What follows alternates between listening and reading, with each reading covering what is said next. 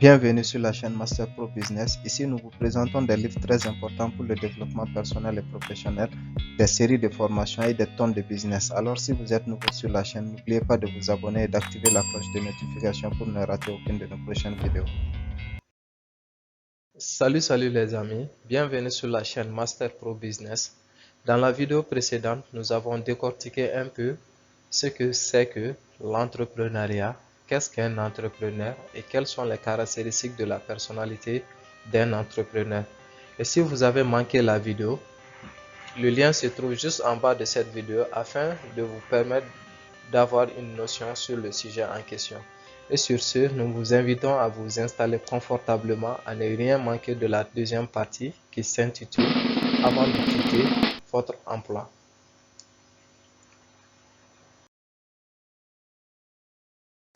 Avant de se lancer dans le secteur entrepreneurial, il est indispensable de cerner la différence entre ces personnalités. Il s'agit bien de l'entrepreneur, de l'investisseur, du travailleur indépendant et de l'employé.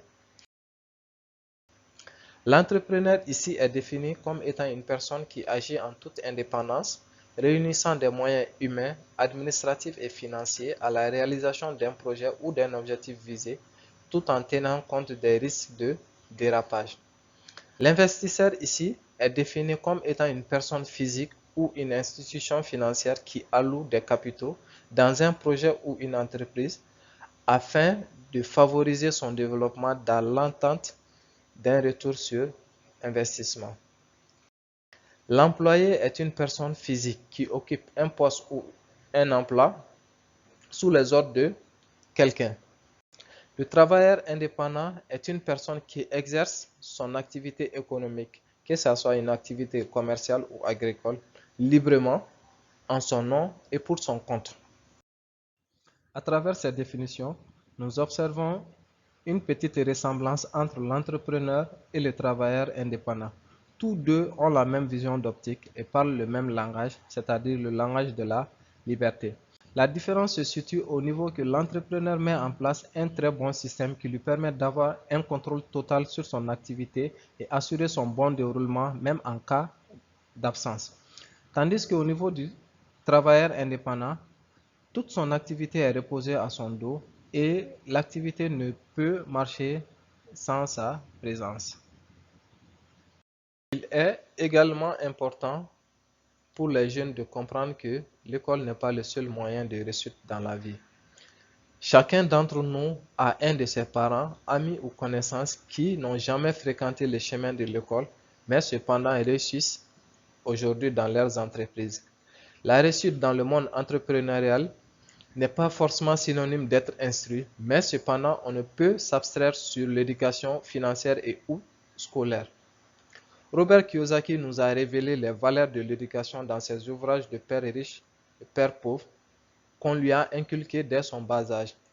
Ces deux pères, malgré qu'ils soient différents sur plusieurs plans, étaient d'accord sur une chose, la bonne éducation. L'un pour l'éducation financière et l'autre pour l'éducation scolaire. Chacun d'eux, experts dans leur domaine, ont pu démontrer à Robert les valeurs d'une très bonne éducation. Qu'est-ce que l'éducation financière? L'éducation financière permet de savoir comment gérer au mieux son argent en fonction des objectifs de vie et de son contexte économique. Tandis que l'éducation scolaire est l'apprentissage et le développement des facultés intellectuelles, morales, physiques, les moyens et les résultats. Pourquoi nous avons plus d'employés que d'entrepreneurs? Notre système scolaire est conçu de telle sorte à former des gens à devenir des employés que des entrepreneurs. Nous avons tous entendu nos parents à l'époque nous dire « va à l'école, trouve des très bonnes notes afin de décrocher un très bon emploi dans une bonne entreprise. » La différence entre l'entrepreneur et l'employé. Ces deux personnalités sont très différentes du point de vue professionnel. L'entrepreneur est guidé par la perception de l'opportunité tandis que l'employé est poussé par la gestion des ressources disponibles. Un employé est un spécialiste. tandis qu'un entrepreneur est un touche-à-tout, polyvalent et particulièrement sociable. Les employés sont attirés par le sentiment de gravir les échelons et de se hisser au sommet, tandis que l'entrepreneur veut la posséder. L'employé est motivé par la sécurité de l'emploi et les couvertures sociales, tandis que l'entrepreneur est animé par un esprit de liberté. La transition de l'employé à l'entrepreneur. Avant de se lancer dans le secteur entrepreneurial, il faudra se poser la question si vous êtes prêt à franchir la porte de la transition de l'employé à l'employeur. Cette transition nécessite une véritable transformation de la personnalité de l'employé pour devenir entrepreneur. Et c'est le même cas que subit la chenille pour devenir un papillon. Lorsque la chenille se transforme en papillon, il subit une forte métamorphose qui change complètement la personnalité de la chenille pour devenir papillon. Et c'est le même cas que doit opérer l'employé pour devenir un entrepreneur. Il doit non seulement changer de personnalité, mais il doit changer de sa perception des choses. 1.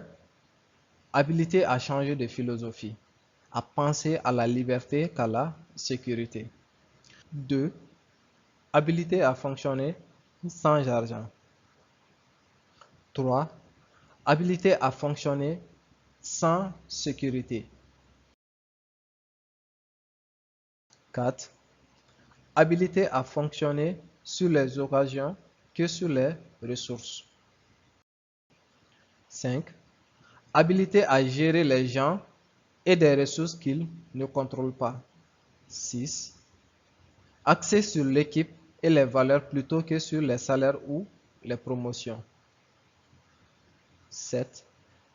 Être un apprenant actif. 8. Formation générale et non spécialisée. Là, c'est très important. Un entrepreneur est un éternel insatisfait.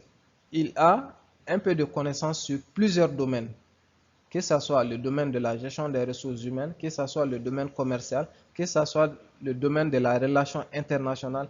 Un entrepreneur est un touche-à-tout. 9. Assumer la responsabilité de l'entreprise. Les motivations qui poussent les gens à devenir entrepreneurs. Dans la vie courante, nous avons plusieurs motivations qui poussent les gens à devenir entrepreneurs. 1. La passion. 2. La recherche de la liberté. 3. Le besoin d'accomplissement personnel. 4. L'argent. 5. La création de son propre emploi. 6. Le désir ardent de travailler à son compte. 7. L'innovation. Pourquoi bon nombre de gens n'entreprennent jamais? Entreprendre comporte des risques, surtout des risques de perte. Les raisons qui poussent les gens à ne jamais entreprendre sont multiples, malgré qu'ils ont en leur possession de très bonnes idées ou projets. 1. La peur de l'échec.